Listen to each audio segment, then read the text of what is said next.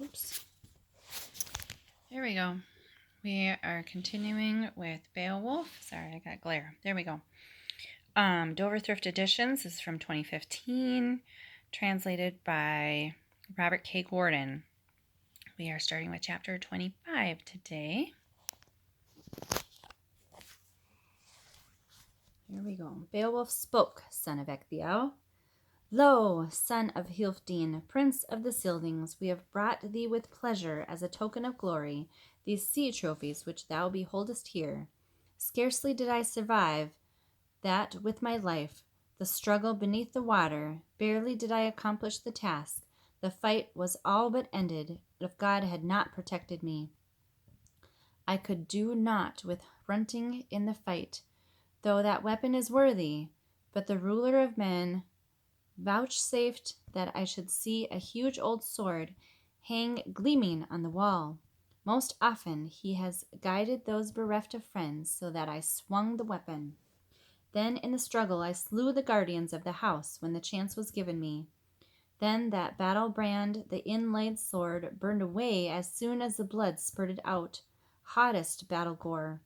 Thence from the foes I carried off that hilt, I avenged, as was fitting, the deeds of malice, the massacre of the Danes. So I promise thee that thou mayst sleep in Heorot, free from sorrow, with the band of thy warriors and all the thanes among thy people, the youths and veterans, that thou, prince of the Scyldings, dost not need to dread death for the earls from the quarter thou dost did formerly. Then the gold hilt, the ancient work of giants, was given into the hands of the old warrior, the gray-haired leader. It came into the possession of the prince of the Danes, the work of cunning smiths, after the death of the monsters, and after the creature of hostile heart, God's foe, guilty of murder, and his mother also had left this world. It came into the power of the best of mighty kings between the seas who dealt out money in Scandinavia. Hrothgar spoke to behold the hilt, the old heirloom. On it was written in the beginning of a battle long ago, when a flood, a rushing sea, slew the race of giants. They had lived boldly. That race was estranged from the eternal Lord. The ruler gave them final requital for that in the surge of the water.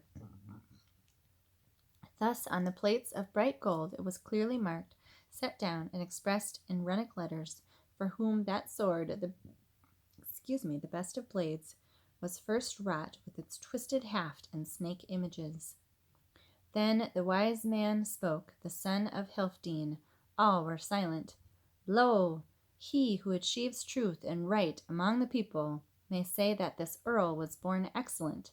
The old ruler of the realm recalls all things from the past. Thy renown is raised up throughout the wide ways, my friend Beowulf, among all peoples. Thou preservest all steadfastly. Thy might with wisdom of mind, I shall show thee my favor. As before we agreed, thou shalt be granted for long years as a solace to thy people, as a help to heroes. Not so did Hieromonde prove to the sons of Ecgwila, the honorable Scyldings. His way was not as they wished, but to the slaughter and butchery of people of the Danes.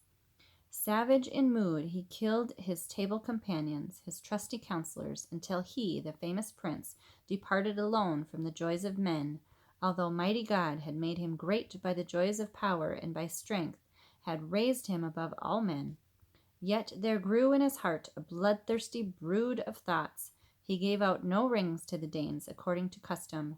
Joyless he dwelt, so that he reaped the reward of his hostility, the long evil to his people. Learn thou by this, lay hold on virtue. I have spoken this for thy good from the wisdom of many years. It is wonderful to tell how mighty God, with his generous thought, bestows on mankind wisdom, land, and rank. He has dominion over all things. At times he allows man's thoughts to turn to love of famous lineage. He gives him in his land the joys of domain, the stronghold of men to keep. He puts the parts of the world, a wide kingdom, in such subjection to him that he cannot in his folly conceive an end to that. He lives in plenty, nothing afflicts him, neither sickness nor age, nor does sorrow darken his mind, nor does strife anywhere show forth sword hatred, but all the world meets his desire. That's the end of chapter 25, and here's chapter 26. He knows nothing worse till within him his pride grows and springs up. Then the guardian slumbers, the keeper of the soul. The sleep is too heavy. Pressed round with troubles, the murderer very near, who shoots maliciously from his bow. Then he is stricken in the breast under the helmet by a sharp shaft. He knows not how to guard himself. By the crafty evil commands of the ill spirit, that which he had long held seems to him too paltry. He covets fiercely. He bestows no golden rings in generous pride, and he forgets and neglects the destiny which God, the ruler of glory, formerly gave him, his share of honors. At the end it comes to pass that the mortal body sinks into ruin, falls doomed. Another comes to power, who bestows treasures gladly, old wealth of the earl. He takes joy in it. Keep thyself from such passions, dear Beowulf, best of warriors, and choose for thyself that better part, lasting profit. Care not for pride, famous hero. Now the repute of thy might endures for a space. Straightway again shall age, or edge of the sword, part thee from thy strength, or the embrace of fire, or the surge of flood, or the grip of the blade, or the flight of the spear, or hateful old age, or the gleam of eyes shall pass away and be darkened. On a sudden it shall come to pass that death shall vanish thee, noble warrior.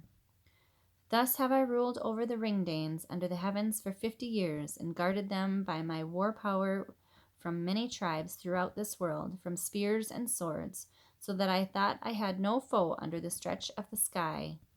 Lo, a reverse came upon me in my land, sorrow after joy, when Grendel grew to be a foe of many years, my visitant. I suffered great sorrow of heart continually from that persecution. Thanks be to God, the eternal Lord, that I have survived with my life, that I behold with my eyes that blood-stained head after the old struggle. Go now to the seat, enjoy the banquet, thou who art made illustrious by war. Very many treasures shall be parted between us when morning comes. The Geat was glad in mind. Straightway he went to seek out his seat, as the wise man bade him.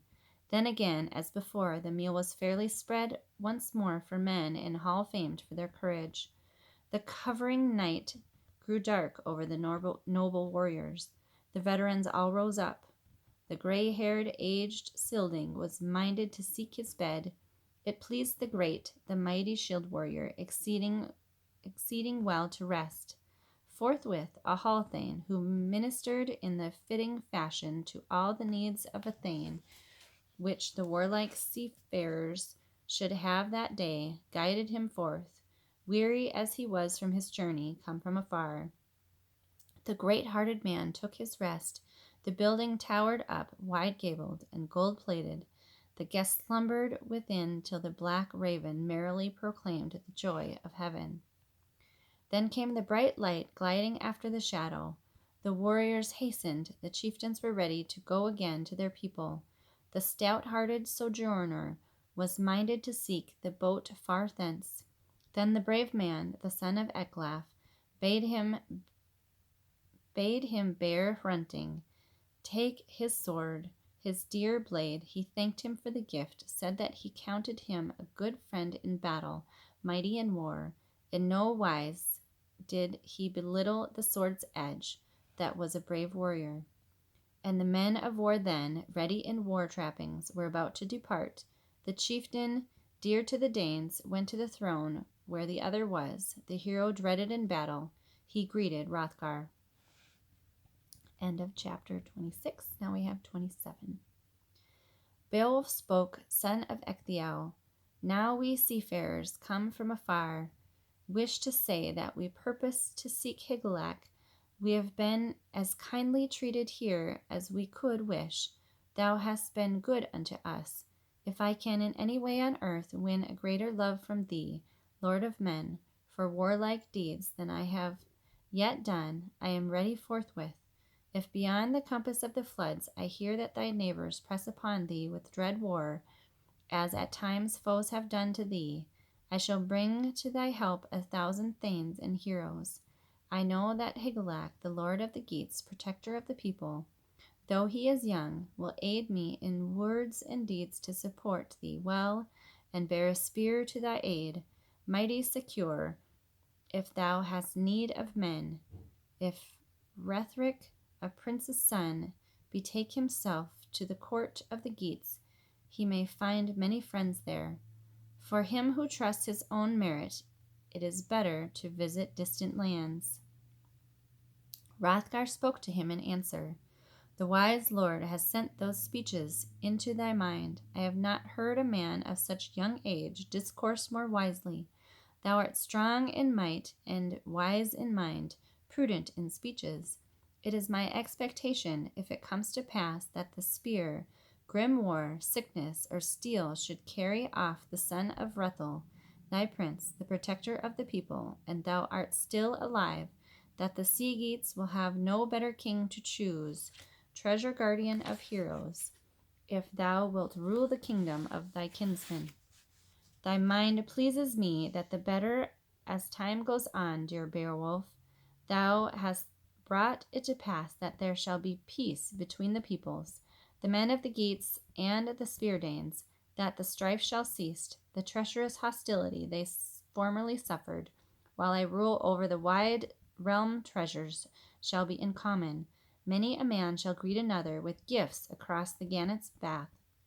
The ring-proud ship shall bear offerings and love tokens over the sea. I know the people from old tradition to be wholly blameless towards friend and foe when they are of one mind. Then, moreover, the protector of the earls, the son of Hilfdene, gave in the house 12 treasures. He bade him seek his dear people in safety with those offerings. Come again speedily. Then the king of noble race, the prince of the Scyldings, kissed the best of thanes, and fell upon his neck. Tears fell from him, the gray-haired man.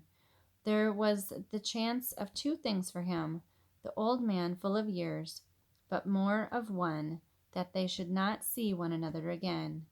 Brave men in talk together. That man was so dear to him that he could not stifle the trouble in his heart, but fast bound in the thoughts of his heart the secret longing for the loved man burned in his blood. Thence Beowulf strolled over the grass meadow, the warrior proud of his gold, glorying in nature. The sea-goer riding at anchor awaited its lord. Then Hrothgar's gift was often praised on the voyage. That was a king blameless in all ways till old age, which has done hurt to many, robbed him of the joys of strength. All right, now we have chapter 28, and then we'll end. Then the troop of exceeding brave warriors came to the flood. They bore ring-woven corslets, locked shirts of mail. The watchman spied the return of the earls, as erstwhile he did. He did not salute the strangers from the edge of the cliff with insult, but rode towards them. He told the people of the Weders that the warriors with gleaming armor went welcome to the ship. Then the spacious ship, laden with war garments, was on the sand, the ring-proud vessel with horses and treasures. The mast towered aloft above Hrothgar's precious hoardings. He gave to the guardian of the ship a sword bound with gold, so that afterwards on the mead bench he was the more esteemed for the treasure, the ancient sword. He embarked on the ship to plough the deep water, left the land of the Danes. Then by the mast was a sea-cloth, a sail bound by a rope. The timbers creaked, the wind over the billows did not force the wave-floater from her course. The sea-goer went on her way. The foamy-necked one floated forth over the waves, the boat with bound prow over the ocean streams till they could see the cliffs of the Geats, the well-known headlands. The boat drove ashore. Urged by the wind, it rested on the land.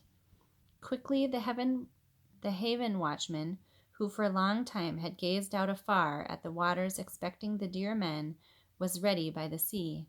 He bound the broad-bosomed ship to the sand firmly with anchor bonds, lest the might of the waves should drive away the winsome vessel.